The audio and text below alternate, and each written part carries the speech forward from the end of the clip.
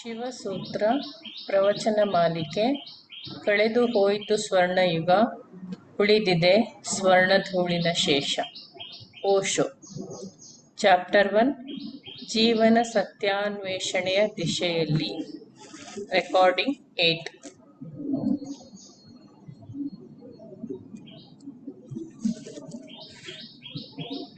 ನಾಲ್ಕನೆಯ ಸೂತ್ರ. ಉದ್ಯಮೋ ಭೈರವಃ. ಉದ್ಯೋಗವೇ ಭೈರವ. ಉದ್ಯೋಗವೆಂದರೆ ನೀನು ಶರೀರವೆಂಬ ಕಾರಾಗೃಹವನ್ನು ಬಿಟ್ಟು ಹೊರಗೆ ಬರಲು ಮಾಡುವ ಪ್ರಯತ್ನ. ಅದೇ ಭೈರವ. ಭೈರವನೆಂಬ ಶಬ್ದ ಪಾರಿಭಾಷಿಕವಾದುದು. ಭ ಎಂದರೆ ಭರಣ, ರ ಎಂದರೆ ರವಣ, ವ ಎಂದರೆ ವಮನ. ಭರಣವೆಂದರೆ ಭಾರ ಹೊತ್ತುಕೊಳ್ಳುವುದು, ರವಣವೆಂದರೆ ಸಂಹಾರ, ವಮನವೆಂದರೆ ಹರಡುವುದು. ಭೈರವ ಎಂದರೆ ಬ್ರಹ್ಮ. ಯಾವುದು ಎಲ್ಲವನ್ನೂ ಹೊತ್ತಿದೆಯೋ, ಹೊತ್ತು ಸಂಭಾಳಿಸುತ್ತಿದೆಯೋ, ಯಾವುದರಲ್ಲಿ ನಾವು ಹುಟ್ಟಿ ಬಂದಿರುವೆವೋ, ಸತ್ತು ಯಾವುದರಲ್ಲಿ ಸೇರಿ ಹೋಗುವೆವೋ ಅದು. ಯಾವುದು ಅನಂತ ವಿಸ್ತಾರವೋ, ಮತ್ತಾವುದು ಅತಿ ಸಂಕುಚವಾದುದೋ ಅದು. ಯಾವುದು ಸೃಷ್ಟಿಗೆ ಉದ್ಭವವೋ ಮತ್ತು ಅದಾವುದು ಪ್ರಳಯಂಕರವೋ ಆ ಮೂಲ ಅಸ್ತಿತ್ವದ ಹೆಸರೇ ಭೈರವ. ಶಿವನು ಹೇಳುವುದು ಉದ್ಯಮವೇ ಭೈರವ. ನೀನು ಆಧ್ಯಾತ್ಮಿಕ ಜೀವನಕ್ಕೆ ಬೇಕಾಗುವ ಪ್ರಯತ್ನಗಳನ್ನು ಎಂದು ಪ್ರಾರಂಭಿಸುವೆಯೋ ಅಂದು ನೀನು ಭೈರವನಾಗತೊಡಗಿದಂತೆ, ನೀನು ಪರಮಾತ್ಮನೊಂದಿಗೆ ಒಂದಾಗತೊಡಗಿದಂತೆ. ನಿನ್ನ ಪ್ರಯತ್ನದ ಪ್ರಥಮ ಕಿರಣವೇ ಸಾಕು, ನೀನು ಸೂರ್ಯನೆಡೆಗೆ ಪಯಣ ಹೊರಟಂತೆ. ಮುಕ್ತನಾಗಬೇಕೆಂಬ ನಿನ್ನ ಮೊಟ್ಟ ಮೊದಲ ಭಾವನೆಯೇ ಸಾಕು, ಇನ್ನು ನಿನಗೆ ಮುಟ್ಟಬೇಕಾದ ಗುರಿ ದೂರ ಉಳಿಯದು. ಏಕೆಂದರೆ ಮೊದಲ ಹೆಜ್ಜೆ ಬಹುಮಟ್ಟಿಗೆ ಅರ್ಧಯಾತ್ರೆ ಮಾಡಿದಂತೆ. ಉದ್ಯಮವೇ ಭೈರವ. ಪಡೆಯುವೆ, ಹೆಚ್ಚೇನು ಹೊತ್ತಾಗದು. ಗುರಿ ಮುಟ್ಟಲು ಹೊತ್ತು ಹಿಡಿಯಬಹುದು. ಆದರೆ ನಿನ್ನ ಪ್ರಯತ್ನ ಮೊದಲಾದೊಡನೆ ನಿನ್ನಲ್ಲಿ ಅದರ ಬೀಜವು ಆರೋಪಿತವಾಗುವುದು. ನಾನಿನ್ನು ಎದ್ದೇಳುವೆ, ಈ ಕಾರಾಗೃಹವನ್ನು ಬಿಟ್ಟು ಹೊರಡುವೆ, ಇನ್ನು ಈ ಶರೀರದಿಂದ ಮುಕ್ತನಾಗಿ ಮುನ್ನಡೆಯುವೆ. ಈ ವಾಸನೆಗಳ ಜೇಡರ ಬಲೆಯನ್ನು ಹರಿದೊಗೆಯುವೆ. ಇನ್ನು ನಾನು ಈ ಸಂಸಾರವನ್ನು ಬೆಳೆಸಲು ಬೀಜವನ್ನಂತೂ ನೆಡಲಾರೆ. ಇನ್ನು ಜನ್ಮ ಜನ್ಮಾಂತರಗಳ ಜಂಜಡ ನನಗೆ ಬೇಡ. ನಿನ್ನೊಳಗೆ ಈ ಭಾವನೆಗಳು ದಟ್ಟವಾಗುತ್ತಿದ್ದಂತೆಯೇ ಮೂರ್ಛೆಯ ಈ ಸ್ಥಿತಿಯಿಂದ ಪಾರಾಗಬೇಕೆಂಬ ಹಂಬಲ ಬಿಗಿಯುತ್ತಾ ಬಂದು ನೀನು ಒಡನೆಯೇ ಭೈರವನಾಗುವೆ. ಒಡನೆಯೇ ನೀನು ಬ್ರಹ್ಮನೊಂದಿಗೆ ಒಂದಾಗತೊಡಗುವೆ. ವಸ್ತುತಃ ನೀನು ಒಂದೇ ಆಗಿರುವೆ. ಕೇವಲ ನಿನ್ನಲ್ಲಿ ಆ ಎಚ್ಚರ ಮೂಡಬೇಕು, ಆ ಸ್ಮರಣೆ ಸ್ಫುರಿಸಬೇಕು. ಮೂಲತಃ ನೀನು ಬ್ರಹ್ಮನೊಂದಿಗೆ ಒಂದೇ ಆಗಿರುವೆ. ಬ್ರಹ್ಮನೆಂಬ ಈ ಮಹಾಸಾಗರದ ಒಂದು ತೊರೆಯೇ ನೀನಾಗಿರುವೆ. ಬ್ರಹ್ಮನೆಂಬ ಸೂರ್ಯನ ಕಿರಣವೇ ಆಗಿರುವೆ. ಬ್ರಹ್ಮನೆಂಬ ಆ ಮಹಾಕಾಶದ ಒಂದು ತುಂಡೇ ನೀನಾಗಿರುವೆ. ನಿನ್ನಲ್ಲಿ ಆ ಸ್ಮರಣೆ ಸ್ಫುರಿಸಬೇಕು. ಅಷ್ಟೇ. ಸ್ಫುರಿಸಿದೊಡನೆ ಎಲ್ಲ ಅಡ್ಡಗೋಡೆಗಳು ತಮಗೆ ತಾವೇ ಕಳಚಿ ಬೀಳುವವು. ಆ ಮಹಾ ಆಕಾಶದೊಂದಿಗೆ ನೀನು ಒಂದಾಗಿ ವಿಜೃಂಭಿಸುವೆ. ಉದ್ಯಮವೇ ಭೈರವ. ನಿಬಿಡವಾದ ಪ್ರಯತ್ನ, ಘನೀಭೂತವಾದ ಪ್ರಯಾಸ ಬೇಕಷ್ಟೇ. ಏಕೆಂದರೆ ನಿದ್ದೆ ತೀರಾ ಗಾಢವಾಗಿದೆ. ಸತತವಾಗಿ ಬಡಿದಾಗ ಮಾತ್ರ ಆ ನಿದ್ದೆ ಮುರಿದೀತು.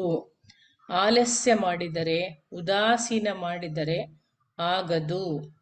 ಇಂದು ಒಂದು ದಿನ ಮುರಿದು ನಾಳೆ ಪುನಃ ಅದನ್ನೇ ಕಟ್ಟುವುದಾದರೆ ಅದು ವ್ಯರ್ಥ. ಒಂದು ಕೈಯಿಂದ ಮುರಿದು ಮತ್ತೊಂದು ಕೈಯಿಂದ ಕಟ್ಟುತ್ತಾ ಹೋದರೆ ಪುನಃ ಅಂಡಲೇತವೇ ಗತಿ. ನಿಮ್ಮ ಸಂಪೂರ್ಣ ಯತ್ನಗಳು